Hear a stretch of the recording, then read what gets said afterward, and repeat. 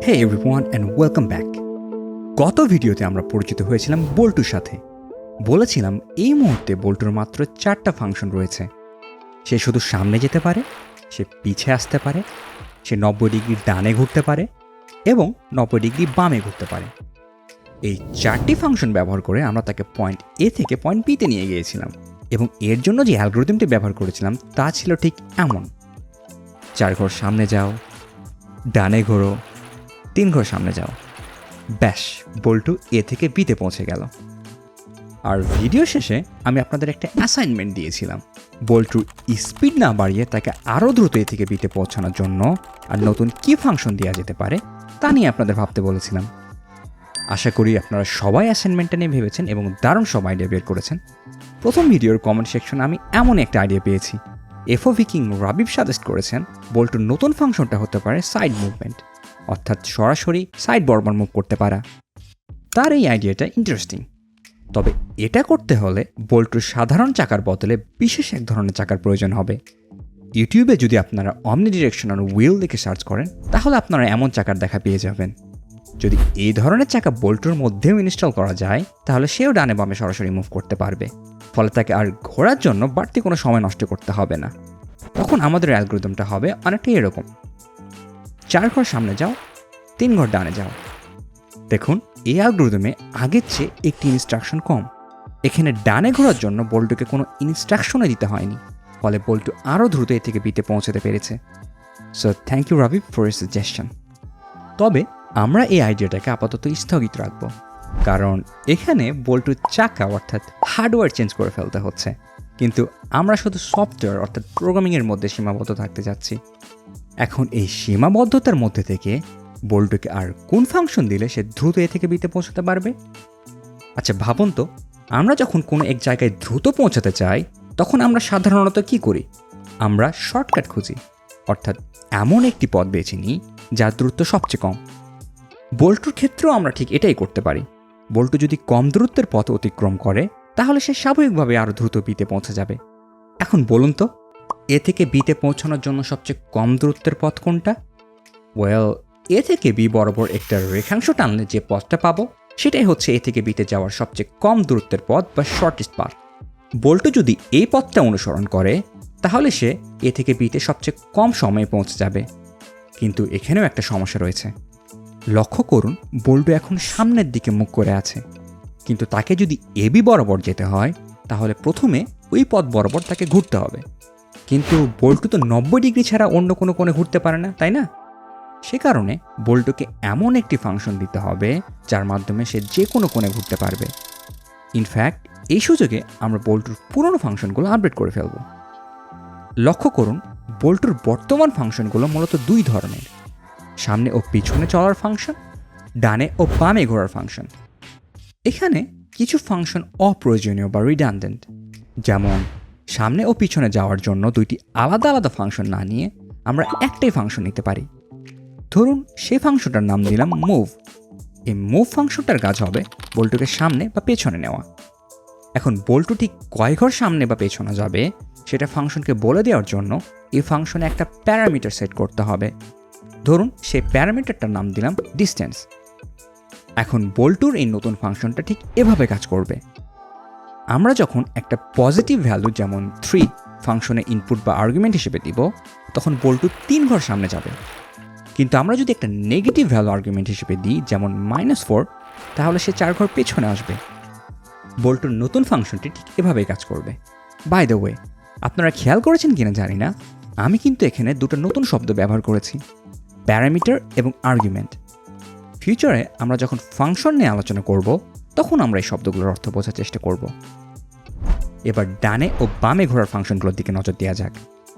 এখানেও কিন্তু আমরা 2টা ফাংশনের বদলে একটা ফাংশন নিতে পারি। এই ফাংশনটার নাম দেওয়া যাক টার্ন, আর প্যারামিটার হিসেবে সেট করব অ্যাঙ্গেল। এই অ্যাঙ্গেল বলে দিবে বল্টুকে কত ডিগ্রি ডানে বা বামে ঘুরতে হবে। ফাংশনে যদি পজিটিভ ভ্যালু আর্গুমেন্ট হিসেবে দেওয়া হয় তাহলে সে ডানে অর্থাৎ ঘড়ির কাঁটার দিকে ঘুরবে, আর নেগেটিভ ভ্যালু দিলে সে বামে অর্থাৎ ঘড়ির কাঁটার বিপরীত দিকে ঘুরবে। ব্যাস, বল্টুর ফাংশনগুলো আপডেট হয়ে গেছে। এখন খেয়াল করুন, কোডের কার্যকারিতা ঠিক রেখে আমরা এই যে ফাংশনগুলো আপডেট করলাম, আরও ভালো নামকরণ করলাম, কোডটাকে আরও গোছানোর চেষ্টা করলাম। প্রোগ্রামিংয়ের ভাষায় এই ধরনের কোড চেঞ্জ করাকে বলে রিফ্যাক্টরিং। একজন ভালো প্রোগ্রামার সবসময় তার কোডকে রিফ্যাক্টর করার সুযোগ খুঁজে। এবার ফেরা যাক মূল সমস্যায়। আমরা মুভ এবং টার্ন এই দুইটা নতুন ফাংশন ব্যবহার করে বল্টুকে এ থেকে বিতে নিয়ে যেতে চাই, এই এবি পথটা অনুসরণ করে। কিন্তু এখানেও তৈরি হচ্ছে দুটো নতুন চ্যালেঞ্জ। প্রথমত, বল্টুকে ঠিক কত ডিগ্রি কোণে ঘুরতে হবে সেটা আমরা জানি না। আর দ্বিতীয়ত, এবি বরাবর ঠিক কয় ঘর সামনে এগোতে হবে সেটাও আমরা জানি না। কিন্তু চিন্তার কোনো কারণ নেই, আমরা এটাই এখন বের করার চেষ্টা করব। খেয়াল করুন, আমরা চাইলে বল্টুর এই পথগুলো দিয়ে একটা সমকোণী ত্রিভুজ তৈরি করে ফেলতে পারি, তাই না? আর এই ত্রিভুজের এই কোণটাই হলো আমাদের সেই অ্যাঙ্গেল যা দিয়ে বল্টুকে ঘোরাতে হবে। ধরুন এই কোণটার নাম দিলাম থেটা।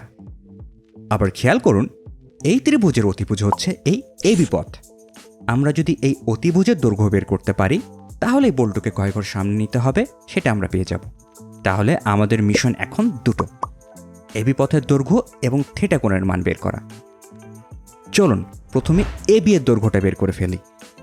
এর জন্য আমরা ব্যবহার করব পিথাগোরাসের সেই বিখ্যাত সূত্র, অতিভুজ স্কোয়ার্ড সমান লম্ব স্কোয়ার্ড প্লাস ভূমি স্কোয়ার্ড। আমরা জানি একটা সমকোণী ত্রিভুজের যে কোণটা আমরা বের করতে চাই তার ঠিক বিপরীত দিকের বাহুটাই হচ্ছে সেই ত্রিভুজের লম্ব। তাহলে এখানে লম্ব হচ্ছে থেটা কোণের বিপরীত বাহু, অর্থাৎ এইটা। আর এর দৈর্ঘ্য হচ্ছে 3 ঘর। এর দৈর্ঘ্য 3 ঘর কারণ এখান থেকে বিতে যেতে হলে ডান দিকে 3 ঘর মুভ করতে হবে, তাই না? আবার এই ত্রিভুজের ভূমি হচ্ছে থেটা কোণের সংলগ্ন বাহু, অর্থাৎ এইটা। লক্ষ্য করুন, এই ভূমির দৈর্ঘ্য হচ্ছে 4 ঘর। এখন সূত্রে মানগুলো বসালে পাবো 3 স্কোয়ার্ড প্লাস 4 স্কোয়ার্ড মানে 9 যোগ 16, যা হলো 25। এখন 25-এর বর্গমূল বা স্কোয়ার রুট নিলেই আমরা অতিভুজ অর্থাৎ এবি এর মান পেয়ে যাব। তাহলে এবি এর দৈর্ঘ্য হচ্ছে 5 ঘর। ব্যাস, আমরা এবি এর দৈর্ঘ্য পেয়ে গেছি। এবার থেটা কোণের মান বের করার পালা। আর এই কাজের জন্য আমাদেরকে সাহায্য করবে ত্রিকোণমিতি। খেয়াল করুন, আমরা এখন এই ত্রিভুজের 3 বাহুর দৈর্ঘ্য জানি, তাই সাইন, কোসাইন বা ট্যান যে কোনো একটা ত্রিকোণমিতিক অনুপাত ব্যবহার করে আমরা এই থেটা কোণের মান বের করে ফেলতে পারবো। আমি আপাতত ট্যান ব্যবহার করব। আমরা জানি কোনো একটা কোণের ট্যান হচ্ছে লম্ব ভাগ ভূমি। এখানে লম্ব হচ্ছে 3 ঘর আর ভূমি 4 ঘর, তাহলে ট্যান থেটা এর মান হবে 3/4 বা 0.75। এখন ক্যালকুলেটর ব্যবহার করে 0.75 এর ট্যান ইনভার্স বা আর্ক ট্যান নিলেই আমরা থেটা কোণের মান পেয়ে যাব, যা প্রায় 36.87 ডিগ্রি। তাহলে দেখুন, আমরা কোণ এবং দূরত্ব দুটোই পেয়ে গেছি। এখন আমরা এই মানগুলো ব্যবহার করে বল্টুকে নতুন ইনস্ট্রাকশন দিব। 36.87 ডিগ্রি ডানে ঘুরো, 5 ঘর সামনে যাও। আর এইটাই ছিল আমার সলিউশন। বল্টুকে আমরা যে কোনো কোণে ঘোরার ক্ষমতা দেওয়ার মাধ্যমে তাকে আরও দ্রুত এ থেকে বিতে নিয়ে যেতে সক্ষম হয়েছি। এখন এত কিছু করার পর আপনাদের মনে একটা প্রশ্ন আসতে পারে, এই অ্যাসাইনমেন্ট বা ভিডিওর আসল উদ্দেশ্যটা কি? আমরা কেন কোডিং বাদ দিয়ে ম্যাথ করা শুরু করলাম? এখানে উদ্দেশ্য ছিল মূলত দুটো। প্রথমত, আমি চেয়েছি আপনাদেরকে প্রবলেম সলভিংয়ের সাথে পরিচয় করিয়ে দিতে। আমরা এই যে ধাপে ধাপে চিন্তা করে একটা সমস্যার সমাধান বের করলাম, প্রোগ্রামিংয়ের একটা বড় অংশ হচ্ছে এই প্রবলেম সলভিং। আর আমি চাই আপনারা শুধু কোডার নয়, একজন প্রবলেম সলভার হিসেবে চিন্তা করতে শিখুন। আর দ্বিতীয় উদ্দেশ্য হচ্ছে, আমি গল্পের মাধ্যমে আপনাদের প্রোগ্রামিং শেখাতে চেয়েছি। আমি শুরুতেই কোড বা সিনট্যাক্স দিয়ে আপনাদের ভয় পাওয়াতে চাইনি। খেয়াল করেছেন কিনা জানি না, এই ভিডিওতে আমি ইতিমধ্যে ফাংশন, প্যারামিটার, আর্গুমেন্ট এবং অ্যালগরিদমের মতো গুরুত্বপূর্ণ বিষয়গুলো উল্লেখ করে ফেলেছি। এদের সংজ্ঞা বা মানে আমি আপনাদের এখনও বলে দিইনি, কিন্তু আমার বিশ্বাস এগুলোর কাজ কি সেই সম্পর্কে আপনারা একটা ধারণা পেতে শুরু করেছেন। অ্যান্ড ট্রাস্ট মি, আমরা যখন কোড লেখা শুরু করব তখন এই নলেজগুলো খুব কাজে আসবে। যাই হোক, এটাই ছিল আমার এই ভিডিওর কন্টেন্ট। আপনাদের কোনো প্রশ্ন বা মন্তব্য থাকলে কমেন্ট করে তা জানাতে ভুলবেন না। দেখা হবে পরের ভিডিওতে, and till then, keep learning and keep thinking.